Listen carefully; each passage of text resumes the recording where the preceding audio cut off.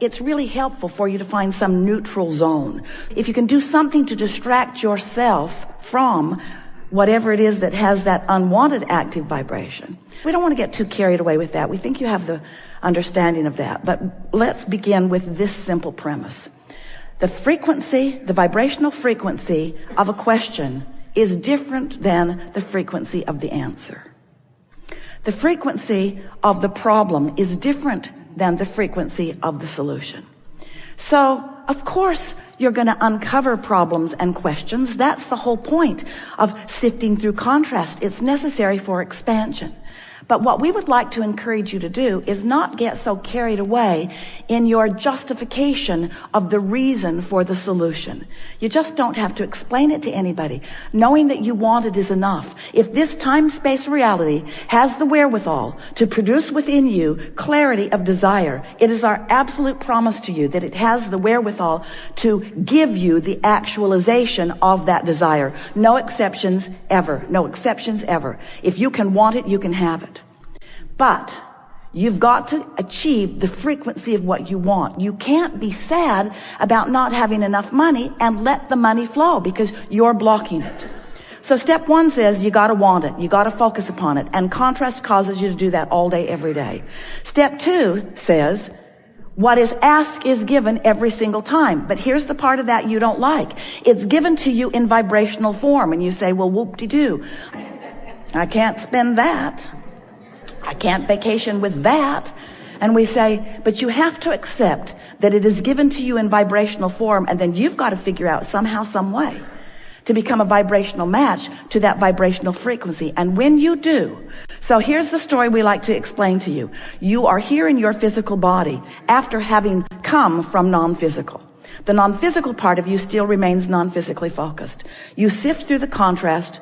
You're lovely and very good at it. And as you focus in your life, you give birth to all kinds of new intentions, which we all revel in because the expansion of the universe is all about that. So you're launching all of these rockets of desire that are being held in this vibrational reality. We've been calling it your vortex. It's this spinning reality that law of attraction is holding together. And all cooperative components are being assembled about everything that you want. The question is, when are you going to be a cooperative component to your own intentions? And the answer to that is as soon as you stop complaining, as soon as you stop missing it, as soon as you stop having conversations about what's going wrong, as soon as you stop joining those blogs or those television programs that are beating the drum of what's gone wrong all the time. It's all right to do that a little bit because it causes expansion in your society and in you as an individual. But when you spend so many hours active in the vibration of unwanted, you prevent the solution that has already been rounded up by law of attraction in your vortex. You prevent that solution from revealing itself to you, better said, from you being in a position where you can receive the revelation, the realization, the actualization of that. So step one is you ask. Step two is source answers. Step three is you got to line up with it. So we've been calling that the art of allowing. And it is an art, friend. You have to practice it. It's something that will be with you always. This alignment with source, this alignment with what you want. It's not like your college diploma where once you've got it, you've got it. It isn't like that. It either is or it isn't in the moment. And you can tell by the way you feel how you're doing with that, you see. So here's all this stuff. It's amassed. It's in your vortex. It's there for you. We see it. We love it. We benefit from it. We thank you for putting it there. We revel in the expansion of the universe, while you often complain that it hasn't shown up yet in the way you want it to. So you've got to find some way of positioning yourself vibrationally so that what's in your vortex can come to where you are. So we are presenting to you, we've been doing it for a while, and we're writing the book, The Grid, so that you can get the sense of the grid meaning your point of attraction. Because you've created a vibrational version of you that is beautiful to behold. But most of you are not even coming close to living the vibrational version that you've created because you're so busy. We love you so much. Sloppily observing anything and everything around you, rather than deliberately preparing your point of attraction, deliberately preparing your grid so that what's in the vortex can flow into it. And when it starts flowing, oh, you know it. It flows with ideas. It flows with energy, vitality, we mean. But it also flows with rendezvous. It flows with things just seeming to come out of the blue. It flows with phone contacts. It flows with money coming to you in unexpected ways. It flows to you in promotions. It flows to you in good impulses when you drive. It flows to you in bodily conditions. It flows to you in physical vitality. It flows. Your grid is filling in all the time. But when you have deliberately sifted through data, when you have consciously launched a rocket, when you have consciously acknowledged that you want this thing that you don't yet have, but you believe you can have it because you know the laws of the universe, and you believe in your ability to focus yourself into a grid perspective that will allow the movement of it from the vortex into your reality. Because you know all of these things now, when contrast comes, you say, oh good, more rockets to launch. And as the rockets are launching, you say, oh, that felt good. Can't hold it because I'm not used to practicing it. Oh, it felt really good. No, that doesn't feel so good anymore. I really liked wanting that for a minute till I realized I don't have it. Do you remember those fresh desires when you were kids before your parents crushed your dreams? Do you remember when you believed in your own ability to create? Do you remember when you thought the world was on your side before so many convinced you that they weren't? That fresh flowing of desire. We want to help you to restore yourself to that. So you launch this rocket of desire, and then you recognize, because now you're more sensitive. You know that you want it, but you're not in alignment with it. And every thought that you think that contradicts what you want will give you an emotional feedback that will let you to know, this is what I'm doing. This is that thing I do. Right here, right now. I'm catching myself in the act. Jerry and Esther had chickens years ago, and they remember going out to the hen house one night. They'd forgotten to close it up. They like to close it up at night so that things didn't come and eat the eggs in the night. And there was a possum in the nest with egg all over its face. He looked so guilty. So negative emotion is you catching yourself in the act with egg all over your face.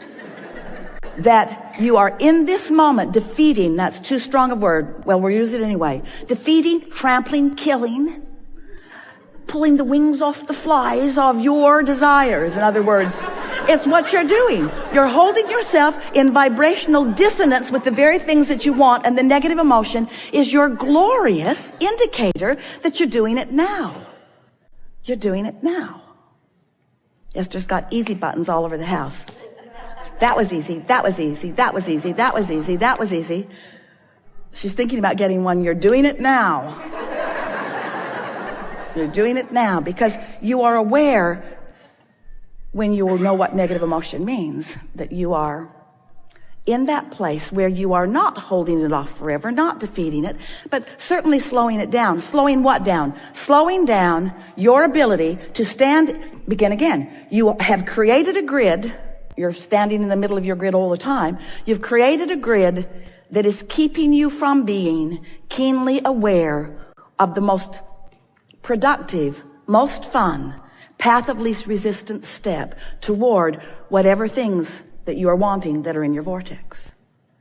You see how it works? You are the creator of your own reality. You are the vibrator of your own being. You are the discerner and the decider and the accomplisher of your own point of attraction. And it is so much fun when you deliberately sift through the contrast. Yay, stuff to choose from. You launch a rocket, and even though you can't hold it necessarily the first time, you know you can work your way around to that because there are endless processes to help you do that. And then when you finally accomplish that alignment with what you want, and the energy starts moving, and we love the word momentum. You feel the momentum of forces moving to assist you in the accomplishing of what you want. And this is the most important thing that we want to call your attention to. Because often, as humans, we love you very much. You think you want to launch the desire and you want to get it. Boom, boom, boom. I want to know what I want. I want to want it. I want to launch it. I want to line up and I want to get it. And we say, yes, you do. And we want that for you. We want that for you. We want that for you. But we love the process of life. We love the process, the delicious process of choosing, and the delicious process of launching the rocket, and the delicious process of knowing that you're not keenly in alignment with it, or maybe not even close to it. And then the process of deliberately lining up with it. And then the conscious awareness of following your impulses, that intuition, that feeling of flow, that feeling of empowerment, that feeling of walking on air, that feeling of knowing that you can do no wrong, that feeling of all things working out for you, and then the manifestation. Because life is not about wanting and getting it, wanting it, getting it, wanting it, getting it, wanting it, getting it, wanting it, getting it. It's about wanting it and making your way to the receiving of it, you see. Sort of like orgasms. Well, at least you understand that. You say, yeah, let's go. Yeah, that's good.